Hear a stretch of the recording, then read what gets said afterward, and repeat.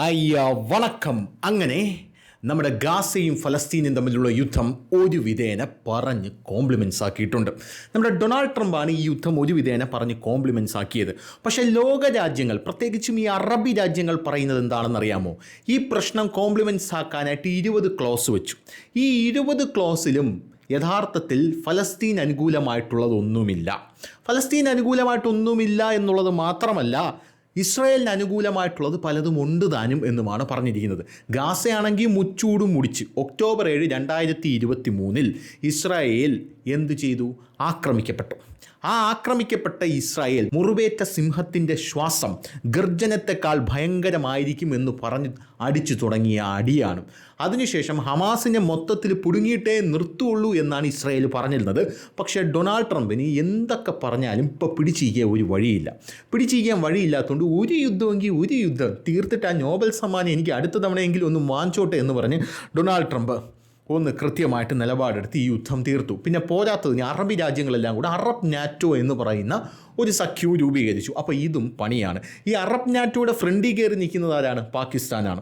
ഈ പാകിസ്ഥാനെ അറബ് നാറ്റോയിൽ എടുത്ത് വച്ചിരിക്കുന്നത് തന്നെ ഇവൻ ആണവായുധം ഉള്ളത് കൊണ്ടാണ്. 80 രാജ്യങ്ങളിൽ ഒരു രാജ്യം ഇവനാണ് ആണവായുധമുള്ള ഒരു രാജ്യം എന്നാണ് ഞാൻ മനസ്സിലാക്കുന്നത്.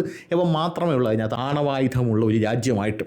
അപ്പോൾ അങ്ങനെ ഇരിക്കുന്ന സാഹചര്യത്തിൽ ഈ അറബ് നാറ്റോയ്ക്ക് എന്തൊക്കെ വിഷയം വന്നാലും അതിൻ്റെ ഫ്രണ്ടിൽ അവനെ പിടിച്ചു നിർത്തും, അടി വാങ്ങിക്കും, പിറകിലോട്ട് എടുത്ത് നിർത്തും. വീണ്ടും ഫ്രണ്ടിൽ അവനെ പിടിച്ചു നിർത്തും, അടി വാങ്ങിക്കും, പിറകിലോട്ട് പിടിച്ചു നിർത്തും. അതാണ് ഈ പാകിസ്ഥാൻ്റെ അതിനകത്തുള്ള റോൾ എന്ന് പറയുന്നത്. ഇനി ഈ അറബ് നാറ്റോ എന്ന് പറയുന്ന ഈ സാധനം ഉണ്ടല്ലോ, ഈ അറബ് നാറ്റോ എന്ന് പറയുന്ന ഈ സാധനം ഖത്തറിനെ ഇസ്രായേൽ ആക്രമിച്ചതോടുകൂടി ഒന്ന് കടുപ്പിച്ചു കഴിഞ്ഞ ശേഷം ട്രംപ് എന്ത് ചെയ്തു? ഇസ്രായേലിനോട് പറയാളെ യുദ്ധം ഒന്ന് നിർത്ത്, നമുക്ക് എന്തായിരുന്നാലും നമുക്ക് പരിഹാരവും പോംവഴിയൊക്കെ നമുക്ക് ഉണ്ടാക്കാം, അത് ഇങ്ങോട്ട് വയ്ക്കുക, ഞാനല്ലേ ഇവിടെ ഇരിക്കുന്നത് എന്നൊക്കെ പറഞ്ഞ് യുദ്ധം നിർത്തിച്ചു. ആ യുദ്ധം നിർത്തിച്ച ഈ ട്രംപിനെ ഒരു പുരസ്കാരം കൊടുക്കണമല്ലോ. അതുകൊണ്ട് ഇസ്രായേൽ എന്ത് ചെയ്തു? പാർലമെൻറ്റിലേക്ക് വിളിപ്പിച്ചു ട്രംപിനെ. ഇസ്രായേൽ ട്രംപിനെ പാർലമെൻറ്റിലേക്ക് വിളിപ്പിച്ച ശേഷം അവിടെ നടന്ന സംഭവം എന്ന് പറഞ്ഞാൽ നാടകീയമായിട്ടുള്ള സംഭവങ്ങളായിരുന്നു.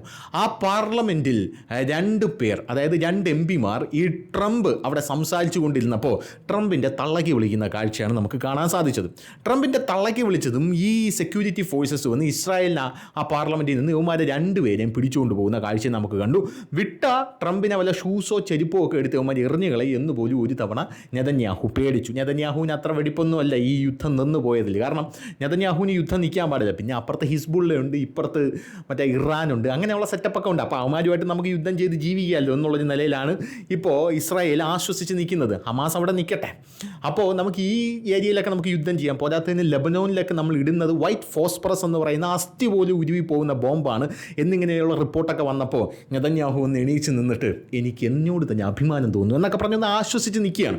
അപ്പോൾ ഈ ഒരു സാഹചര്യത്തിൽ ട്രംപിന് ഇസ്രായേലിൻ്റെ പരമോന്നത ബഹുമതിയും കൊടുത്ത് ഒരു സ്വർണ്ണ പ്രാവും കൂടെ കൊടുത്തു. അണ്ണ ഇത് പിടിച്ചിട്ട് അണ്ണ ഒരു കാര്യം ചെയ്യും, ഇതും കൊണ്ട് നമുക്ക് അടുത്ത തവണ നോബൽ പീസ് പ്രൈസിനുള്ള സെറ്റപ്പ് ഞാൻ ഉണ്ടാക്കിത്തരാം എന്ന് പറഞ്ഞിരുന്നു. പക്ഷേ ഈ ലോകരാജ്യങ്ങൾ ഇവിടെ ഇസ്രായേലിൽ ഇത് കൊടുത്തതും പിന്നെ ട്രംപ് ഒരു പീസ് സമ്മിറ്റ് വിളിച്ചിട്ടുണ്ടായിരുന്നു, സമാധാനത്തിൻ്റെ ഉടമ്പടിക്കായിട്ടുള്ളൊരു സമ്മിറ്റ്. അത് ഈജിപ്തിൽ വിളിച്ചതും അതിൽ നരേന്ദ്രമോദി വരാത്തത് വലിയ ചർച്ചയായി. എന്തുകൊണ്ട് ഇന്ത്യയുടെ പ്രധാനമന്ത്രിയായിട്ടുള്ള നരേന്ദ്രമോദി ആ പീസ് സമ്മിറ്റിൽ വന്നില്ല എന്നുള്ളത് വലിയ രീതിയിലുള്ള ചർച്ചയായി. നരേന്ദ്രമോദിക്ക് തലയ്ക്ക് ഓളമൊന്നുമില്ല അതിന് വരാനെന്ന് കൃത്യമായിട്ട് ഇന്ത്യ നാളെ അവിടെ പറഞ്ഞിട്ടുണ്ട്. പോരാത്തതിന് ഒരു സഹമന്ത്രി അങ്ങോട്ട് വരും. കാരണം നമ്മളുമായിട്ട് ഒരു പുലബന്ധവും ഇല്ലാത്ത കാര്യം അവിടെ നമ്മൾ എന്തിന് പിടുങ്ങാനാണ് വരുന്നത് എന്ന് കൃത്യമായിട്ടുള്ള സന്ദേശം ഇവിടെ നിന്ന് അങ്ങോട്ടേക്ക് കൊടുത്തിട്ടുണ്ട്. ഈ ഫലസ്തീനിൽ എന്ത് നടന്നാലും നമ്മളെന്തോ ചെയ്യാനടാ എന്നാണ് കൃത്യമായിട്ട് പറഞ്ഞത്. നമുക്കിവിടെ ഇഷ്ടം പോലെ പ്രശ്നങ്ങളുണ്ട്, നമുക്ക് എന്തെങ്കിലും പ്രശ്നം വരുമ്പോൾ നീ വരൂലല്ലോ, നീ അവിടെ ഇരുന്ന് തിട്ടൂര് ഇറക്കുകയല്ലേ ഉള്ളൂ. നമുക്ക് നമ്മളേതായിട്ടുള്ള സ്റ്റാൻഡുണ്ട്, അതുകൊണ്ട് നീ അതൊക്കെ വിട്ടുപിടി. നീ അവിടെ എന്തെങ്കിലും പീസ് നടത്തുന്നുണ്ടെങ്കിലോ അവിടെ നിന്ന് വല്ലതൊക്കെ മിണുങ്ങാനായിട്ട് കിട്ടുന്നുണ്ടെങ്കിലോ വാങ്ങിച്ചത് മേടിച്ച് പൊടിയും തട്ടിപ്പൊക്കോണം. നമ്മളെയൊന്നും വിളിക്കരുത് ഇതിനൊന്നും. നമ്മൾ കൂടിപ്പോയാൽ ഒരു പ്രസ്താവന ഇറക്കും, യുദ്ധം അങ്ങോട്ട് നിർത്തിക്കോണം എന്നൊരു പ്രസ്താവന ഇറക്കും. നമ്മളിവിടെ ഇന്ത്യയും പാകിസ്ഥാനും തമ്മിൽ യുദ്ധം ഉണ്ടായിരുന്നപ്പോൾ നീ ഒന്നും വന്നില്ലല്ലോ നമ്മളെ പിടിച്ചു മാറ്റാനൊന്നും. അടിച്ചു തന്നെയാണല്ലോ തീർത്തത്, അത് അങ്ങനെ തന്നെ തീർക്കും, അത് നമുക്ക് അറിയുകയും ചെയ്യാം. അതുകൊണ്ട് നരേന്ദ്രമോദി പോയില്ല എന്നുള്ളത് നമുക്കെല്ലാവർക്കും കൃത്യമായിട്ട് അറിയാം. നരേന്ദ്രമോദി എന്തിനു പറയുന്നു? നമ്മുടെ മന്ത്രി ജയശങ്കർ പോലും തിരിഞ്ഞു നോക്കിയില്ല എന്നുള്ളതാണ്. ഈ നരേന്ദ്രമോദി പോകുന്നില്ല എന്ന് കണ്ട് നെതന്യാഹുവും ആ പീസ് സമ്മിറ്റിന് പോയില്ല. എങ്കിലും ബന്ദികളെയൊക്കെ വിട്ടുകൊടുത്തു. ബന്ദികളെ എങ്ങനെ വിട്ടുകൊടുത്തു? ഇസ്രായേലിൻ്റെ ബന്ദികളെ റെഡ് ക്രോസ് ഹമാസുമായിട്ട് ബന്ധപ്പെട്ടാണ് ഇങ്ങോട്ടേക്ക് പിടിച്ചുകൊണ്ട് വന്നത്. റെഡ് ക്രോസിന് ഇപ്പോൾ ഹമാസുമായിട്ട് എന്താണ് ബന്ധം എന്നുള്ളൊരു ചോദ്യം അവിടെ ഉയരുന്നുണ്ട്. ഈ യുദ്ധം കൊടുമ്പിരി കൊണ്ടു നിന്ന സമയത്ത് ഇവർ പറഞ്ഞിരുന്ന പല പ്രധാനപ്പെട്ട കാര്യങ്ങളെന്ന് പറഞ്ഞു കഴിഞ്ഞാൽ ഇവിടെ പട്ടിണിയാണ്, സ്ത്രീകൾ സ്ത്രീകളും കുട്ടികളും ഗർഭിണികളും പട്ടിണി കൊണ്ട് മരിക്കുകയാണ് എന്നൊക്കെയാണ് ഇവന്മാരിവിടെ ആദ്യ ഭീകരമായിട്ട് പറഞ്ഞ് പരത്തിക്കൊണ്ടിരുന്നത് എന്നുള്ളതാണ്. പക്ഷേ ഇപ്പോൾ യുദ്ധം അവസാനിച്ചപ്പോൾ വരുന്ന റിപ്പോർട്ട് എന്താണ്? യുദ്ധം അവസാനിച്ച് കഴിഞ്ഞപ്പോൾ ഇതുവരെ അവിടെ പട്ടിണിയാണെന്ന് പറഞ്ഞ UN പറയുന്നത് ഇനി 3 മാസത്തേക്കുള്ള ഭക്ഷണം കൂടെ അവിടെ സ്റ്റോക്ക് ഉണ്ട് കേട്ടോ, അങ്ങനെയാണ് പറയുന്നത്. അത് എവിടെ നിന്നടെ ഇത്രയും നാൾ പട്ടിണിയായിരുന്നിടത്ത് 3 മാസത്തേക്കുള്ള ഭക്ഷണം കൂടെ സ്റ്റോക്ക് വന്നത് എന്നുള്ളൊരു ചോദ്യം ആരെങ്കിലും ചോദിച്ച് അവന്മാർ അരിയും മണ്ണെണ്ണയും കൂടെ രണ്ടാവും എന്നുള്ളതാണ് എടുത്തു പറയാനുള്ള ഒരു കാര്യം എന്ന് പറയുന്നത്. ഇനി അടുത്തൊരു സംഭവം എന്ന് പറഞ്ഞാൽ UNRWA 3 മാസത്തേക്കുള്ള ഫുഡ് അവിടെ സ്റ്റോക്ക് ഉണ്ടെന്ന് പറയുന്നു. GHF ആദ്യം പറഞ്ഞിരുന്നത് ഗാസയിൽ ഭയങ്കര പട്ടിണിയാണ്, ആ പട്ടിണിയുള്ള സമയത്താണ് ഗാസയിൽ നമ്മൾ സഹായിക്കേണ്ടത് എന്നൊക്കെ പറഞ്ഞിട്ട് ഈ GHF ഇപ്പോൾ പറയുന്നത് ഗാസയിൽ പട്ടിണിയില്ല, ആവശ്യത്തിനുള്ള എല്ലാ സ്റ്റോക്കുണ്ട്, എല്ലാം നമ്മൾ നിറച്ച് വെച്ചിട്ടുണ്ട് എന്നാണ് പറഞ്ഞത്. ഇനി അടുത്തത് UN കൊടുക്കാൻ ആദ്യം നമ്മൾ UN ഇത് കൊടുക്കാൻ പറഞ്ഞു, ഫുഡ് നമ്മൾ കൊണ്ടുവന്ന് കൊടുക്കാൻ പറഞ്ഞു. പക്ഷേ അവന്മാർ കേട്ടില്ല. നമ്മൾ എന്ത് ചെയ്തു? അത് നമ്മൾ പല രീതിയിൽ അങ്ങോട്ട് കൊടുത്തു. അപ്പോൾ ഹമാസ് ഇതെടുത്ത് പൂഴ്ത്തി വെച്ചു. അപ്പോൾ ഇപ്പോൾ സത്യങ്ങളൊക്കെ പുറത്ത് വരുന്നുണ്ട്, ഹമാസ് എടുത്ത് പൂഴ്ത്തി വെച്ചു എന്നുള്ളത്. എന്തായാലും ഇസ്രായേലിൻ്റെ തലയിലായിരുന്നു ഇത്രയും നാൾ അത്. ഗാസയിൽ ഇവിടെ ഭക്ഷണത്തിനായി ക്യൂ നിൽക്കുന്ന കുട്ടികളുടെ തലയിലോട്ട് വെടിയുണ്ട കയറ്റുന്നു ഇസ്രായേൽ എന്നൊക്കെ പറഞ്ഞുകൊണ്ട്. എന്തായിരുന്നാലും ഇസ്രായേൽ അവിടെ നിന്ന് യുദ്ധം നിർത്തി പിറകിലോട്ട് മാറി ആ സമയത്ത് അവിടെ വേറൊരു യുദ്ധം പൊട്ടിപ്പുറപ്പെട്ടു ഗസയിൽ. ആ ഗസ നഗരം ഇനി ആര് ഭരിക്കും എന്നുള്ളൊരു ചോദ്യമുണ്ട്. അതുകൊണ്ട് ഹമാസും അവിടെയുള്ള സായുധ സംഘം, മിലീഷ്യകളെന്ന് പറയും, ഈ മിലീഷ്യകളും തമ്മിലാണ് ഇപ്പോൾ അവിടെ യുദ്ധം നടക്കുന്നത്. അതിൽ 20 പേര് കൊല്ലപ്പെട്ടു. എന്തായാലും അത് ഇസ്രായേലിൻ്റെ തലയിൽ വരത്തില്ലല്ലോ. ആ 20 പേര് കൊല്ലപ്പെട്ടു. അതായത് അപ്പുറവും ഇപ്പുറവും തമ്മിൽ യുദ്ധം ചെയ്യുന്നത് നിർത്തിയപ്പോൾ യുവമാർ അകത്ത് കിടന്ന് തമ്മിത്തല്ലിൽ തുടങ്ങി എന്നുള്ളതാണ് മനസ്സിലാക്കാൻ സാധിക്കുന്നത്. അതിൽ 20 മുതൽ 27 പേര് വരെ ഇതുവരെ മരിച്ചിട്ടുണ്ട് എന്ന റിപ്പോർട്ടുകൾ പുറത്തു വരുന്നു. പ്രധാനമായിട്ടും ഗാസ സിറ്റിയുടെ നിയന്ത്രണം ആർക്കെന്നൊരു ചോദ്യമുണ്ട്. ഈ ഇസ്രായേലിനെ പേടിച്ച് പോരാളികളായിട്ടുള്ള ഹമാസ് ഓടിത്തള്ളിക്കളഞ്ഞു, കുറേ എണ്ണം ഓടിത്തള്ളിക്കളഞ്ഞു. പിന്നെ ഓടിത്തള്ളാത്തവന്മാരുടെ ഒരു കാര്യം എന്ന് പറഞ്ഞാൽ യുവന്മാരുടെ കുറേ സ്വത്തും സംഭവമൊക്കെ ഇതിനകത്തുണ്ട്. അല്ലാതെ നിങ്ങൾ വിചാരിക്കുന്നത് പോലെ ഇസ്രായേലിനെ നേരിടാനൊന്നുമല്ല അവന്മാർക്ക് ഒരു തക്കം കിട്ടിയാൽ അവന്മാർ പേടിച്ചോടിക്കളയും. അതാണ് ഈ ടീം എന്ന് പറയുന്നത്. സ്ത്രീകളെയും കുട്ടികളെയും എടുത്ത് ഫ്രണ്ടിൽ നിർത്തുക, സ്വന്തം തടി എങ്ങനെയെങ്കിലും രക്ഷിക്കുക. ഇതാണ് തീവ്രവാദികളുടെ എല്ലാ കാലത്തുള്ള നയം എന്ന് പറയുന്നത്. അല്ലാതെ ഇവർക്ക് എന്താണ് പോരാടാനായിട്ട് വലിയ നെഞ്ചും പിരിച്ച് നിൽക്കുമെന്നാണോ നിങ്ങളുടെ വിചാരം? അങ്ങനെയൊന്നും അവന്മാർ നിൽക്കത്തില്ല, അവന്മാർ ഓടിത്തള്ളിക്കളയും. പിന്നെ ഓടാത്ത ഇഹിയ സിൻവാറിനെ പോലെയുള്ള ആൾക്കാർ, അവന്മാർ എന്തുകൊണ്ടാണ് ഓടാത്തത്? അവന്മാരുടെ ഒരുപാട് സ്വത്തുണ്ട് ഇവിടെ, ഒരുപാട് സ്വർണം, ഒരുപാട് പണം, ഒരുപാട് കാര്യങ്ങളൊക്കെ ഇവന്മാരിവിടെ കെട്ടി. അപ്പോൾ ഇതൊന്നും ഇട്ടിട്ട് പോകാനായിട്ട് ഇവന്മാർക്ക് പറ്റില്ല, മനസ്സ് വരുന്നില്ല. അതുകൊണ്ട് ഇവന്മാരൊക്കെ ബങ്കറിനകത്ത് കയറി ഒളിച്ചിരുന്നുകൊണ്ട് ഈ സ്വത്ത് സംരക്ഷിക്കാൻ വേണ്ടി ഹമാസിനെ എന്ത് ചെയ്തു? നിയന്ത്രിച്ച് ഇങ്ങനെ ഫൈറ്റ് ചെയ്തുകൊണ്ടേയിരുന്നു. ഈ യഹ്യ സിൻവാറിനെയൊക്കെ ബങ്കറിൽ നിന്ന് പിടിച്ചപ്പം അവിടെ സ്വർണത്തിൻ്റെ മലയാണ് കണ്ടെത്തിയത് എന്ന റിപ്പോർട്ടുകളൊക്കെ പുറത്തു വന്നത് നിങ്ങളിപ്പോൾ ഓർക്കുന്നുണ്ടായിരിക്കും എന്ന് ഞാൻ വിചാരിക്കുന്നു. ഇനി അടുത്തൊരു പ്രധാനപ്പെട്ട കാര്യം, ഈ ഗാസയിൽ ഇപ്പോൾ അങ്ങോട്ടും ഇങ്ങോട്ടും അടി നടക്കുകയാണ്, ഹമാസും വേറൊരു ടീമും തമ്മിൽ. ഇസ്രായേൽ പുറത്തിറങ്ങി എന്ന് പറഞ്ഞപ്പോൾ ഈ 100 ആയിരക്കണക്കിനുള്ള ഹമാസ് പോരാളികൾ, ആ തീവ്രവാദികൾ ഇങ്ങോട്ടേക്ക് തിരിച്ചെത്തിയിരിക്കുകയാണ്. യവന്മാരെന്ത് ചെയ്തു? യവന്മാർ റഫയിലെ മിലീഷ്യയുടെ ലീഡറുണ്ട്, അവന് യവന്മാരെ പോലെ ഒരു വേട്ടാവളിയനാണ്, ഈ ഏരിയയിലെ ഭരണം പിടിച്ചെടുക്കണം. ആ മിലീഷ്യ ലീഡറായിട്ടുള്ള യാസർ അബു ഷബാബിനെ വധിക്കാനായിട്ടൊരു ശ്രമം നടത്തി. പക്ഷേ അത് ചീറ്റിപ്പോയി. അങ്ങോട്ടും ഇങ്ങോട്ടും ഫൈറ്റ് നടത്തുകയാണ്, അങ്ങോട്ടും ഇങ്ങോട്ടും ആടി പിടി അക്രമമെല്ലാം നടത്തുകയാണ്. അപ്പോൾ ഇതിനിടയിൽ ശുഭകരമായിട്ടൊരു വാർത്ത വരുന്നത് എന്താണെന്ന് പറഞ്ഞു കഴിഞ്ഞാൽ, ഇതിനിടയിൽ ഒരു activist cum plumber cum electrician cum baby sitter cum step father cum step mother ആയിട്ടുള്ള, അപ്പോൾ നിങ്ങൾ വിചാരിക്കും ജോണി സിൻസ് ആണെന്ന്. ജോണി സിൻസ് ഇനി ആരാണെന്ന് അറിയാമോടെ? അറിയായിരിക്കും, എനിക്കറിയാതെ, അതൊക്കെ എനിക്കറിയാം. അങ്ങനെയുള്ള ഒരു വേട്ടാവളിയൻ തട്ടിപ്പോയി. ഇവനെ കുറേ നാളായിട്ട് ഓട്ടിച്ചിട്ട് വിളവാര ഇട്ട് കൊല്ലണമെന്ന് ഇസ്രായേലിന് ഒരുപാട് ആഗ്രഹമായിരുന്നു. ഇനി ആരാണെന്ന് പറഞ്ഞാൽ ഇവൻ്റെ പേര് സലി അൽ ജാഫറാവി. ഈ ജാഫർ റാവി എന്ന് പറയുന്നവനാണ് ഇപ്പോൾ മരണപ്പെട്ടതായിട്ടുള്ള റിപ്പോർട്ടുകൾ പുറത്തു വരുന്നത്. ഇനി ഈ സലീം അൽ ജാഫർ റാവി ആരാണെന്ന് അറിയണ്ടേ? ഈ സലീം അൽ ജാഫർ റാവി എന്ന് പറയുന്ന ഒരുത്തൻ, അവൻ ഈ ഗസയിൽ നിന്ന് ഉയർന്നു വന്ന ഒരു ആക്ടിവിസ്റ്റാണെന്നാണ് ഇവനെ തന്നെ അവതരിപ്പിച്ചിരിക്കുന്നത്. പക്ഷേ ഇവൻ ഹമാസ് പോരാളിയാണ് എന്ന് ഇസ്രായേൽ കണ്ടെത്തിയിട്ടുണ്ട്. 2023 ഒക്ടോബർ 7 ഇസ്രായേൽ, ഇവൻ 2019 മുതൽ ആക്റ്റീവാണ് കേട്ടോ സോഷ്യൽ മീഡിയയിൽ. പക്ഷേ 2023 ഒക്ടോബർ 7 ഇസ്രായേലിലോട്ട് നമ്മുടെ ഹമാസ് ആക്രമണം നടത്തിയ ആ സമയത്ത് ഇവൻ ആകാശത്ത് നോക്കി അല്ലാഹു അക്ബർ എന്ന് പറഞ്ഞുകൊണ്ടൊരു വീഡിയോ സമൂഹ മാധ്യമങ്ങളിൽ പോസ്റ്റ് ചെയ്തു.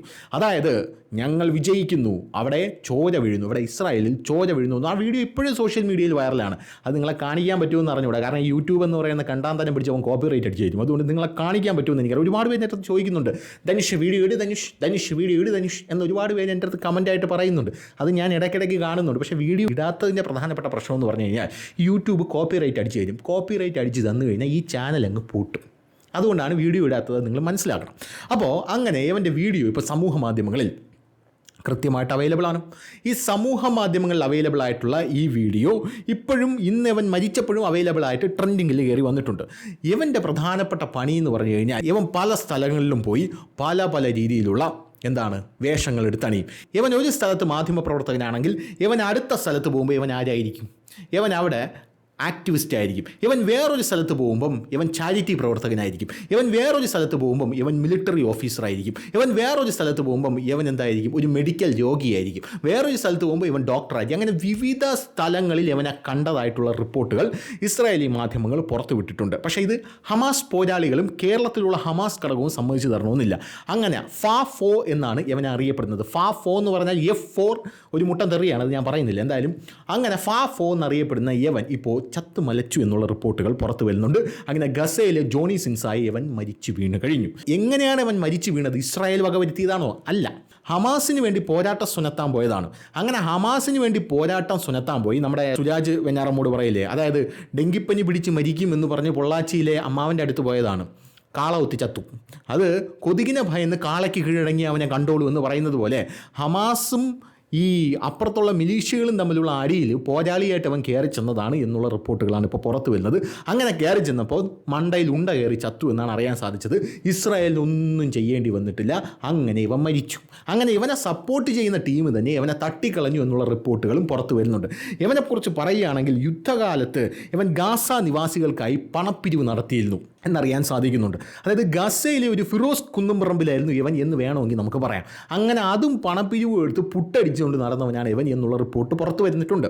അതായത് ഏകദേശം $10 മില്യൺ ഇവൻ അവിടെ പണപ്പിരിവ് നടത്തുന്നത്. ഗസയിലെ കുട്ടികൾക്ക് ഒരു ആശുപത്രി പണിയാനായിട്ട് എന്തെങ്കിലും തരണേ ശോധന എന്ന് പറഞ്ഞ് കൈ നീട്ടി ഇവൻ അവിടെ നിന്ന് പൈസ പിരിക്കും. പൈസ പിരിച്ചു കഴിഞ്ഞ ശേഷം ഈ വേട്ടാവളി എന്ത് ചെയ്യും? അതങ്ങ് മുക്കും. അതാണ് ഇവൻ്റെ പ്രധാനപ്പെട്ട പരിപാടി എന്ന് പറയുന്നത്. അങ്ങനെ ഇവൻ ചെയ്തു. പക്ഷേ ഇവന് ഗസയ്ക്കിടയിലും ഈ ഹമാസ് പോരാളികൾക്കിടയിലും ഒരുപക്ഷെ ഇവൻ അറിയാവുന്ന നമ്മുടെ ഹമാസ് ഘടകം, കേരള ഹമാസ് ഘടകത്തിനും ഇവൻ ബാഹുബലിയാണ് എന്നുള്ളത് വേറൊരു കാര്യം. ഇവൻ ബാഹുബലി എന്ന് പറഞ്ഞാൽ അങ്ങേ അറ്റത്തെ ഹീറോയിസമാണ് ഇവനുള്ളത് എന്നുള്ളത് വേറൊരു കാര്യം. പക്ഷേ ഇപ്പം മണ്ടയിൽ ഉണ്ട കയറി ചത്തുമലച്ചു എന്നുള്ളതാണ് അറിയാൻ സാധിക്കുന്നത്. അതും എങ്ങനെയാണ് കയറിയത്? ഞാൻ വീണ്ടും പറയുന്നു, ഇസ്രായേലിൻ്റെ ആക്രമണമല്ല. ഇവന്മാർ അങ്ങോട്ടും ഇങ്ങോട്ടും തമ്മിൽ തല്ലി ചെന്നപ്പോൾ അതിൻ്റെ ഇടയിൽ ഡഫർ കളിക്കാൻ പോയതായിരിക്കും. അങ്ങനെയാണ് ഇവൻ ചത്തത് എന്നാണ് അറിയാനായിട്ട് സാധിക്കുന്നത്. അങ്ങനെ അവൻ്റെ കാര്യത്തിൽ ഒരു തീരുമാനമായിട്ടുണ്ട്. അപ്പം നിലവിൽ ഗസയിൽ തുടങ്ങിയിരിക്കുന്ന അടി എന്ന് പറഞ്ഞാൽ ഇതാണ്. അവിടെയുള്ള ഈ യുദ്ധം ഇപ്പോൾ തുടങ്ങിയിരിക്കുന്നത് ഈ ഗസ എന്ന് പറയുന്ന സ്ഥലത്തിൻ്റെ അധികാരം ആർക്കാണ്, ആരിനി ഗസ ഭരിക്കും എന്നുള്ളതാണ്. അതായത് ഇസ്രായേൽ പിൻവാങ്ങിയപ്പോൾ ഇവന്മാർ തമ്മിൽ അകത്ത് കയറുന്ന തലങ്ങും വിലങ്ങും അടി തുടങ്ങിയിട്ടുണ്ട്. ഇനി ഇതൊക്കെ എവിടെ ചെന്ന് നിൽക്കുമെന്ന് അറിഞ്ഞൂടെ. എന്തായിരുന്നാലും അതിൻ്റെ ഇടയിൽ കൂടെ ഈ ഗസയ്ക്ക് വേണ്ടി നീയൊക്കെ എന്തിനടാ ഇങ്ങനെ തമ്മി തല്ലി ചാവണത് എന്ന് നമുക്ക് ചോദിക്കണമെന്നുണ്ട്. പക്ഷേ പാകിസ്ഥാനിലോട്ട് നടന്നോട്ടെന്ന് വിചാരിക്കുന്നത്.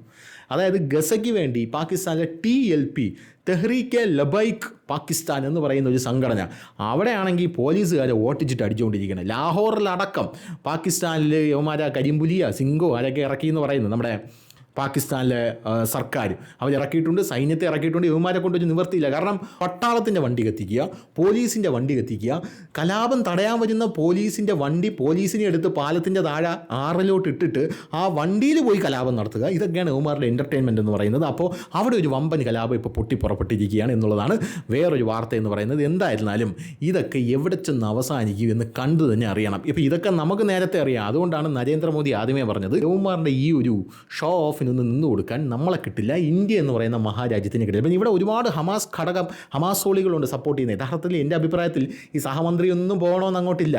ഇവിടെ ഹമാസിനെ സപ്പോർട്ട് ചെയ്യുന്ന ഒരുപാട് ഹമാസ് ഘടകമുള്ള ആൾക്കാരുണ്ട്, ഹമാസ് ഘടകത്തിൽ പ്രവർത്തിക്കുന്ന ആൾക്കാരുണ്ട്. അവരാരെങ്കിലും അങ്ങോട്ട് കയറ്റി വിട്ടു കൊടുക്കണം, എന്തോ ആയിക്കൊണ്ട് പോട്ട് എന്ന് നമ്മളങ്ങ് വിചാരിക്കണം. അങ്ങനെ വേണം ഇതിനെയൊക്കെ ഡീൽ ചെയ്യാൻ എന്ന് മാത്രമേ എനിക്ക് പറയാനുള്ളൂ. അപ്പോൾ ഇതാണ് സ്റ്റോറി. മനസ്സിലായെന്ന് വിചാരിക്കുന്നു. അപ്പോൾ ശരി.